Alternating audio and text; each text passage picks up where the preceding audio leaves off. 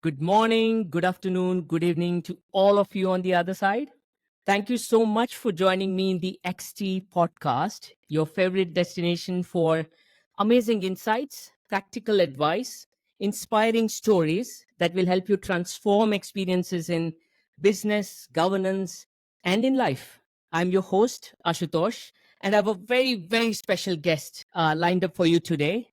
She is New York Times contributor, trailblazing keynote speaker, a very successful and accomplished author, producer, and host of a very successful Everyday Mindfulness Show. She is the co founder and executive director at the American Mindfulness Association. She's also the CEO and founder of the Leadership Solutions International. And she's an inspiring leadership advisor and coach. I'm very sure that I might have missed a few important things that she additionally does beyond all the things that I've listed. So, very warm welcome to you, Holly Duckworth, on my show. Thank you so much for joining.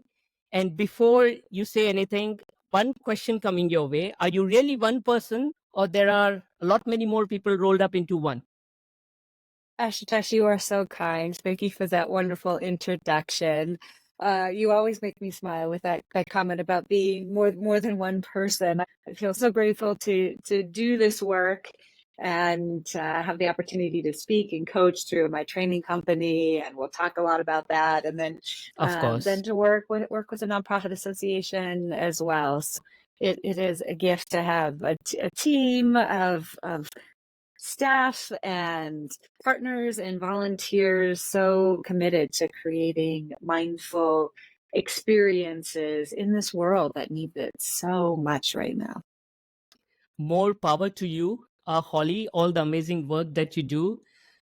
Today happens to be the International Yoga Day as well. What a coincidence. I couldn't have asked for a better occasion to have this recording done. Well, there's no accident. And if you're listening to us on International Yoga Day or any day of the year, I think it's a good opportunity. As Josh, we didn't really talk about this, but, every training program that I do, I start with something I call a moment to arrive, which is just, you can make it 30 seconds, a minute, obviously for a podcast, we won't go too long, but I would just invite us to just take a minute to breathe.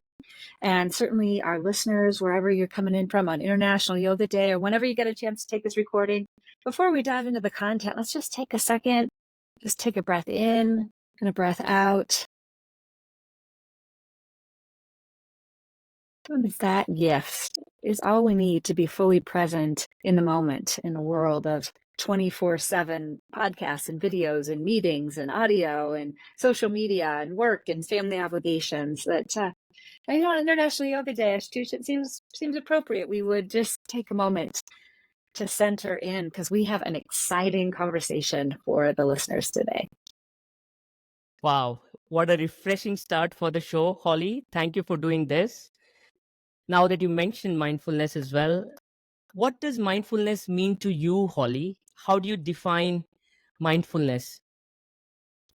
Well, it's a wonderful question, one that I am asked often. And I think that is the work that we are called to do as an association, and that I get to consistently be teaching in a world of so much change and evolution right now. Mindfulness is a word very much like the word Amazon. For many of us, Amazon was a place in the jungle. And over the years, it has become that, and it has expanded and evolved to being that place online that many of us go to buy things that we perceive that we need. Mindfulness, rooted in ancient wisdom, has grown, evolved, expanded as it has morphed around the world, that I tend to default to the definition: mindfulness is the practice of being fully present in the moment without judgment, which is often the definition, most secular neuroscience based, often attributed to Jon Kabat-Zinn. And I think the broader net that we can cast of that definition, we certainly can include any religious or spiritual tradition, but we can also remove that to allow people to connect to this powerful work, this profession, and this industry in the broadest way to do the most good. How amazing. And you rightly called this out, Holly, that you need not necessarily link mindfulness with religion or any such pursuit. I've read enough literature around mindfulness, but nothing as succinctly articulated as you just did, Holly. Thank you for that. But then how does one action mindfulness? If you have to give some inputs into how does one get there, what would be your insight on that? What a great question. How does one action mindfulness? I look at mindfulness as kind of an umbrella term. So if mindfulness is a practice, it's not a perfect, and it's also being fully present in the moment. So this is an action that one can take in an office, in a boardroom. You might take it on a mountaintop. You can take it in your car while you're driving. If you're, on your bike or mass transit, mindfulness often just centers with an awareness that maybe that your mind is full, that you have busy brain. And then it's just that little example that we demonstrated at the beginning of the show. I'm aware that I'm not yet here. I want to be fully present here. So awareness invites you to take a breath and then kind of center your energy. And again, this is an umbrella term. So it might be, earthing and taking a walk. It might be mindfulness in eating. It may be a gratitude practice, but it's an action that you choose that invites you to be fully present in the moment without judgment of yourself. And then that advanced practice of not judging others. Wow. I can go in many directions from here, Holly, but two things come to my mind. One is the obvious implication that if you are present in the moment, clearly you wouldn't be anxious about what's going to happen in the future. You would possibly also not have any regrets about what happened in the past. So you would be, in a way, free from the past and the future. You would be fully present in the moment. And the way you articulated it, of course, you talked about awareness, but you also used the term breath in terms of how do you control the awareness and get into the moment. But the third and most crucial term you used, and I naturally gravitated towards it, was centered, being centered. And the reason I gravitated towards it, Holly, is, and if I take just a few seconds to explain this, almost all Indian spiritual traditions, they would talk about this being centered all through. In fact, there is a huge literature about two distinct mindsets. One is pravritti, which is externalized mindset, which is about the material pursuit, whether it is personal, professional, or social. And there's another mindset which is nivritti, which is more internalized, being in the moment, being in the present, and so on. And most people get confused that these are two distinct approaches to life, when actually most Indian spiritual traditions talk about how if you're centered, you would have a far more productive, peaceful, qualitative, material life. And with all that you do, if I'm right, you pretty much work at this very juncture of material and spiritual. With what you do, you help individuals and businesses be the better version of themselves. And it's a very, I would say, unique or a very specific focus to carry when one works in the realm of mindfulness. Because very rarely people would associate mindfulness with something as productive as what you promise with what you do. So what pulled you towards this very focused approach to actioning mindfulness? Oh, wow. That was a lot there. I think it's from my mindset, I think about it as human being versus human doing. And Wow. how can we be in that place of both, and that we have, one body, one mind, one set of, hands, and yet there's a energetic that's moving through us. And when we're fully present and aligned with that on our own internal experience, we can share that sense of centered, calm, focused awareness out through our work. And yes, my work is primarily in corporate and government and business, but I think this is also true for if you're a working mom or a stay-at-home dad. There's a Correct. lot of ways that wherever you're listening from or however you are experiencing this, that you can utilize these principles. And the research continues to show that the more we are mindful and aware in a 24/7 frenetic pace world, the better Of off course. we can be. Wow. But then what made you feel that this is where you would want to focus your energy in? Like, what made this your passionate pursuit?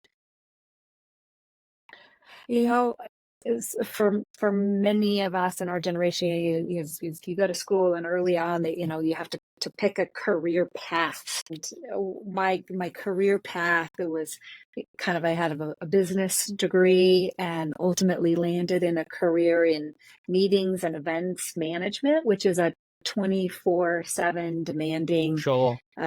role behind the scenes. And then that kind of morphed and evolved into what we in America call association leadership, working with nonprofit businesses. That might be a charity or a business trade association, maybe a chamber of commerce, to advance work in the world. And then I took all of that experience and ultimately wrote my first book, which is called Control Alt Believe: Reboot Wow. Your Association for Success. And you can even hear kind of in that title that is that intersection of, what's controlling you, that's the bylaws, the policies, the procedures, the governance, and look at alternate solutions. But it all comes again from that framework of what we believe, that spirit, that essence, that energy. And then in that book, we alchemize all of that to re-look at how you're going to run your business and organizations. And so it's really, it was a yes to meeting and event planning. I loved that until I was called to something else, that 24/7 frenetic pace. Kind of Sure. stressed me out, burned me out. I was looking for something else. The mindfulness practice came into my life. I made a huge, significant difference for me. And then the yes became a yes, became a yes. And while I'm still speaking and training in the mindfulness, in the meetings and events industry, it's from a different place. I'm still leading a nonprofit, but it's from a different place. Of course. And what a lovely title. Control Alt Belief. If I were to break it down, and I'm sorry if that is not what your intent was, but that is what I perceive from how you have titled it. When we talk about control, Holly, I see that most often than not, we face circumstances and situations where there is enough control for us to make the necessary changes and improve our situation. And then it's an obvious next step with full clarity that we have that, okay, these are the things we can control. Let's work hard and make the changes that we see are necessary. But then on the other side, there are those factors where we have absolutely no control. And this is where one gets frustrated, dejected, because there's absolutely full loss of control and, ownership, that no matter what you do, we know that we won't be able to make the changes happen. So while the alt factor can come in areas where we have enough control, in the areas where we don't have enough control, there is a need for some inspiration coming in from outside, some belief that comes in, which is powered internally, through your own center, if I may use the word again. And that again makes the whole world work for you all over again. Is that how you've thought it through? Because I feel those are two really powerful levers, right? What you can control, work on it. What you can't control, accept and move forward, and believe that there will be something better coming your way again. All of that is true, and it's also very Wow. funny because we talk about what you believe about, you bring about. Nice. And that's Yes. that whole framework. But the original title of the book, funny because when I asked you about the pronunciation of your name, you said Ashtush like Macintosh. Ashtush Yes. like Macintosh. Excuse me. Yes. The original book title was Control Alt Delete, and years ago on a PC, when the PC didn't work, it went kind of blue screen. Of Blue course. screen of death, and we rebooted it by hitting Control Alt Delete. That was the Correct. original working title of the book. But again, if you're mindful and you're fully present in the moment, as I was working through the drafting process, one of my editors looked at, she says, Holly, this is about not deleting what used to be in your organization, but it's about believing something higher and better. And I think Amazing. especially right now, you and I, we in our pre-exploration, we were talking about how so many governments around the world right now are moving through a new election cycle, and that's Yes. inevitably going to mean a reboot. Yes. And no matter if you're in Mexico, you're in Australia, you're in India, you're in the US, that however any of these boats transition, we're going to face a global reboot, and we will have to look at what can we control, what do we need to create alternate solutions around, and then how we believe through these changes that something better is emerging. How amazing. You referred to the government, so I can't help but ask you this question, Holly. We have witnessed that socialism has failed miserably. We have seen how uncurtailed capitalism acts. But then I'm positive, I'm optimistic. So I do see a space for compassionate capitalism. And where I feel that if the business leaders they are mindful about themselves and the businesses and have an integral humanism or inclusive growth in their mind, they'll not only be working towards their own profits, the profitability of the business, but also the overall ecosystem. With the work that you do, Holly, is this also an end game that you have in mind, that while you transform individuals, ultimately it's the individuals who transform the businesses?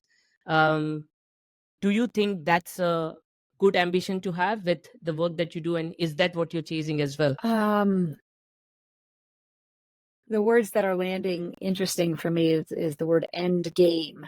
I don't know that in Sure. the work that I do there's an end game so much as an evolution. That Wow. when I first started branding and teaching in my training company around mindfulness, it's a topic, it was a little woo-woo, it was a little out there, it wasn't always welcomed. And so in the business, I've been meeting people where they are in terms of their understanding of mindfulness and how they might language it. You used conscious capitalism. Some people use mindfulness. Some people just use self-help. Some people use consciousness, and honoring where they are, and then just sort of helping them along their own journey.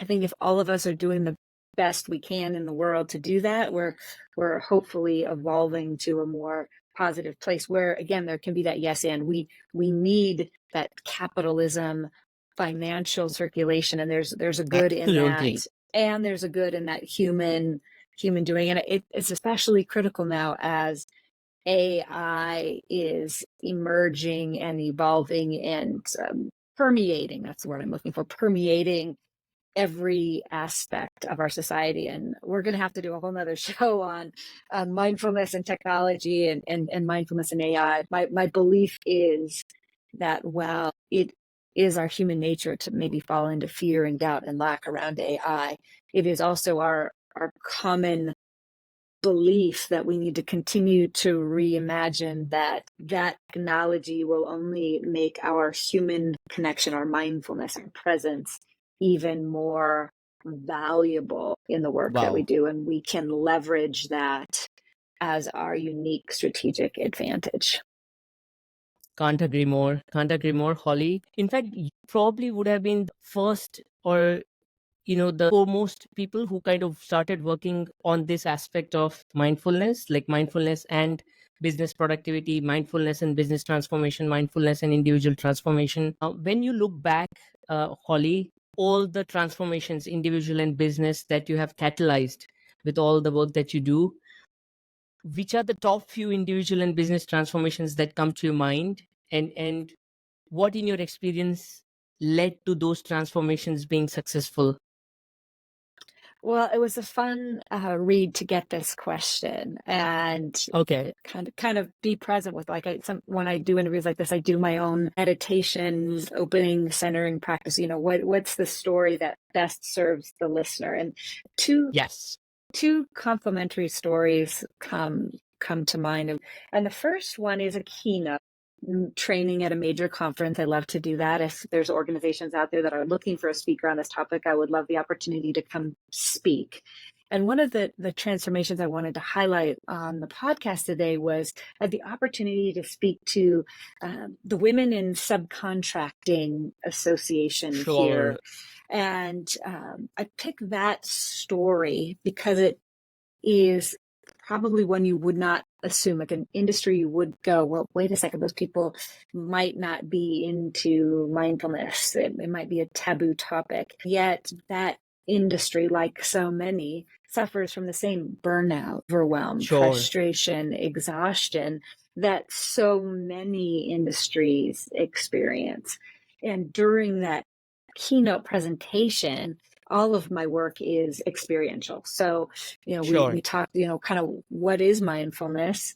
And then I don't just talk about it, but we have that mindful experience. You saw me sort of sneak it in there with that moment to arrive. Yes. And we do some different experiences in an experiential keynote. But then we also have one of my other books is called Everyday Mindfulness, Chaos to Calm in a Crazy World. You mentioned my podcast in the bio. That the podcast came from that book.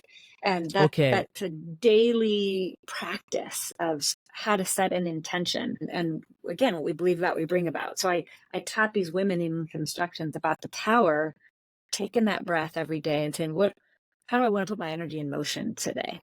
And reminding them that, if they pick joy, that when that, air conditioning person comes and they don't have the right part, how are you going to choose joy in that business experience? So, that's one case study that ultimately led to a lot of other coaching and consulting businesses, but I think is a fun way to leave a mark in the world.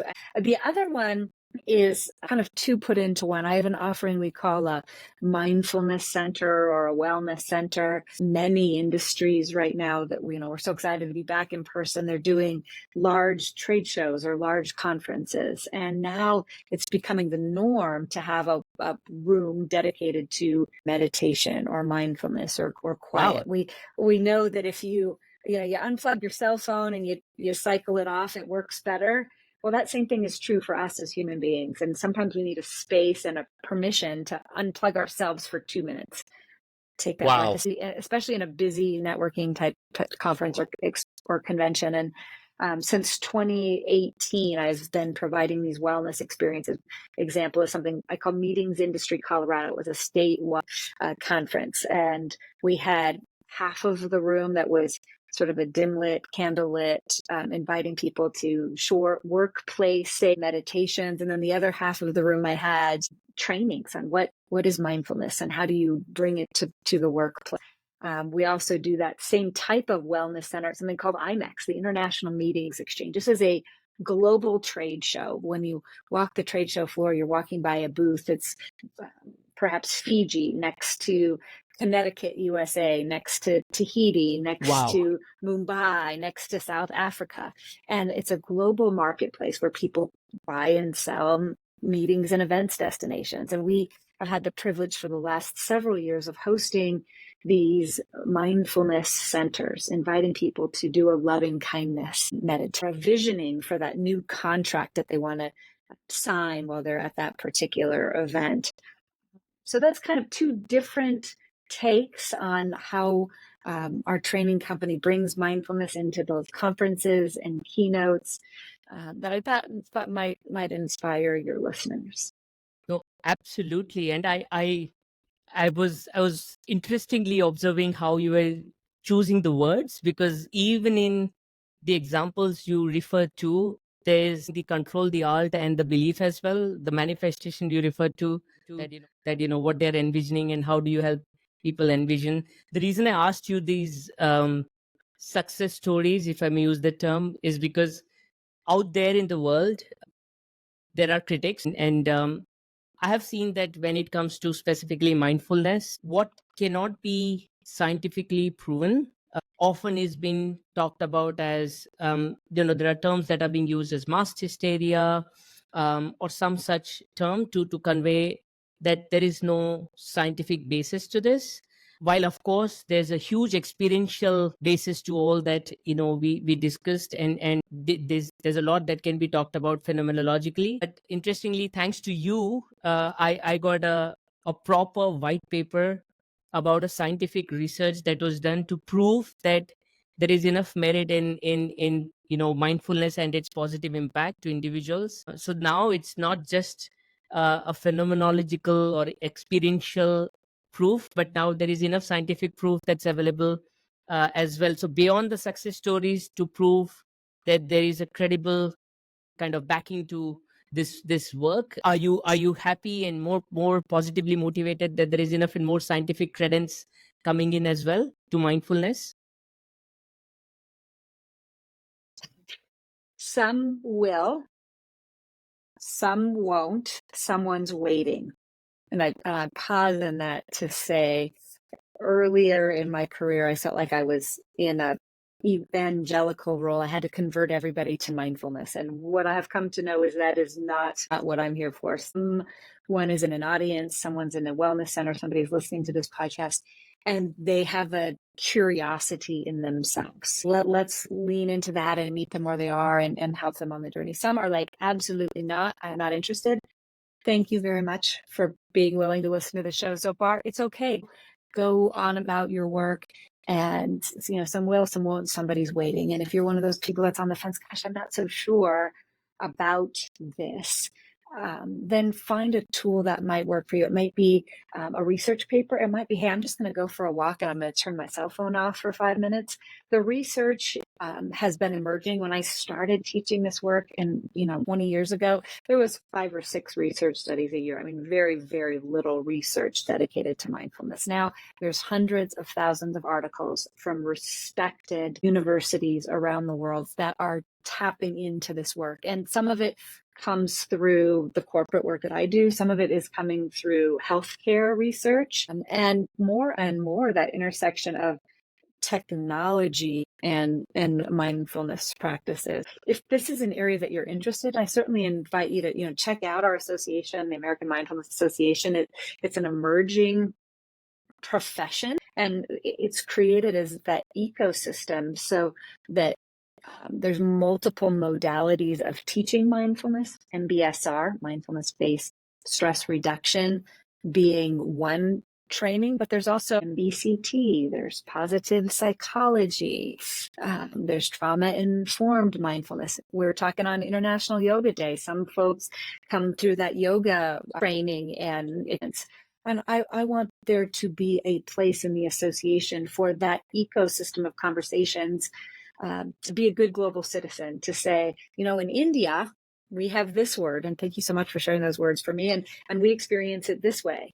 But then we might, invite on our next show, maybe somebody from Canada who says, we experience it this way. And there's a place for all of it, and research for all of it. You joke about me being multiple people. I was one of the early people that had the old school Google glasses. I don't know if you remember Google glasses. And now they, Sure. now we have all the, everybody said these will never take off. And ultimately Correct. now we have the VR, the virtual reality. And we're so proud at the Mindfulness Association. We have an entire committee dedicated to the future of technology and mindfulness. And 𝐊𝐚𝐫𝐿𝐴, the CEO who's leading that initiative for us, is partnering with hospitals and healthcare to get the research about how, when you utilize a VR headset and you have a mindful experience with that headset, you have reduced cancer rates and better health outcomes.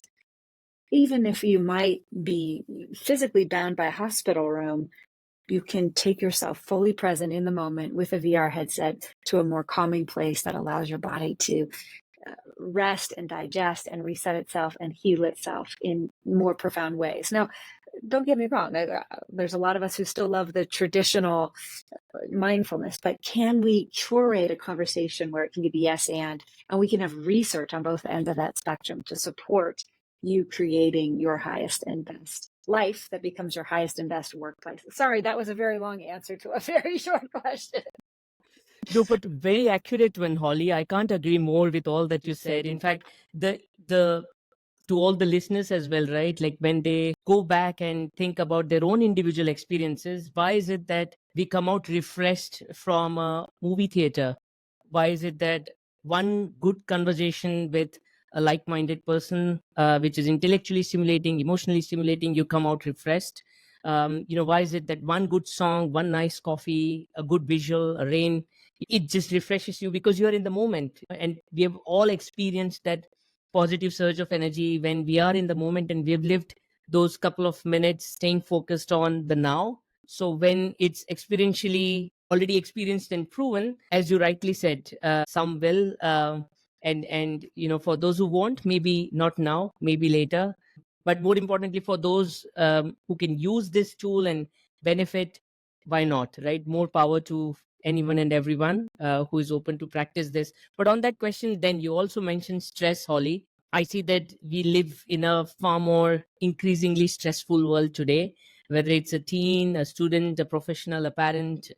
There's a Gallup study which says 1 in 3 adults in the world today globally are living under stress. So what practical advice would you give to someone who hasn't practiced or experienced mindfulness yet, who is under stress, and what is it that some such person could do to possibly experience mindfulness and come out of that stress? Any specific practical advice that you could recommend? That would be a great takeaway from today's session for all the listeners. Earlier in the show, we talked about ABC. And mindfulness is simple, but not easy. And if you are in any of those titles and any of those experiences, yes, you know, do research, you can do all these big things, but don't take my word for it. Certainly when the time is right for you, grab any one of these research studies, maybe grab an app on your phone. But more than anything, I think ABC, mindfulness, while we are working to evolve the profession and the industry, it starts from recognizing the awareness that you're off focus, you're off track, you're feeling stressful. It's giving yourself that permission slip to breathe and center. And then kind of do your own self-research. Do I feel a little better after that? Yes or no? And then try it again and try it again. I think it's easy to get caught up in like a formal practice. I have to have 40 minutes or 20 minutes. That's one of my most asked questions. Holly, you have to do this for 20 minutes or 40 minutes or 7 minutes, whatever. I think, we don't do a push-up and things, our arms are suddenly going to be buff. We don't do one mindfulness experience and suddenly all of our stress is gone forever. This is a practice of being present in the moment with non-judgment. Okay, my awareness is I've got a big test. I'm not going to be able to complete this test. Breathe, center, focus, go back to the test. It's mindfulness is that muscle, and the more we exercise the muscle of coming back, the stronger and stronger it gets. So start where you are and just be willing to practice and see how it can grow and grow. My practice started out as that 1 minute breath. Some days it's 20 minutes on a walk. Some days it's 20 minutes on a meditation pillow. But again, it's non-judgment. So I can't judge you for your 30 seconds. You don't judge me for my 45 minutes. Course. And together we're all doing the best that we can in a world in a time of transformation. How amazing, Holly. It can't be any simpler than a simple ABC. Thank you so much for all the wonderful insights. Before we close, I couldn't help but ask you this question. What's next for you, Holly? With all the amazing work that you do, wish you all the more power, more success with all the initiatives that you're driving right now, with your association as well. What's in your mind? What's next for you? I think I might have actually gotten this word from you. And I'm still sitting with it. And it was, you said the word citizen, and I added global to it. Yes. That my centeredness right now is around deepening my connection to being a global citizen. And for me, that's inviting more training, keynotes and wellness centers into my business. And it's continuing the association as well. And if you have the chance to listen to this on International Yoga Day, we'll also, World Mindfulness Day is coming up on September 12th. And we've got, fundraisers and events and speakers and things that we're curating for that. So that's kind of on my short list, but around that, those two words, global citizen. And I know that looks like something for me as a guest on a podcast, but I would, wherever you are listening from, find that word or two words that you can center and ground that light you up. Maybe global citizen for you just simply means you try a new food from a different country, or you Google an article from another country. But I think the more we can be present with non-judgment and curious about each other in this world that is so whipped up in fear and doubt right now, we don't always have to agree, but we can disagree mindfully, we can agree mindfully, and we can grow in a greater citizenry with the practice of being fully present in the moment. Wow. Well, on that note, Holly, thank you so much for this wonderful session for the ABC of mindfulness. More power to you, more success to you, and to all of us. September 12th is the day we have to mark our calendars, and schedule a slot for all of us to engage. Thank you, Holly. Really appreciate your time.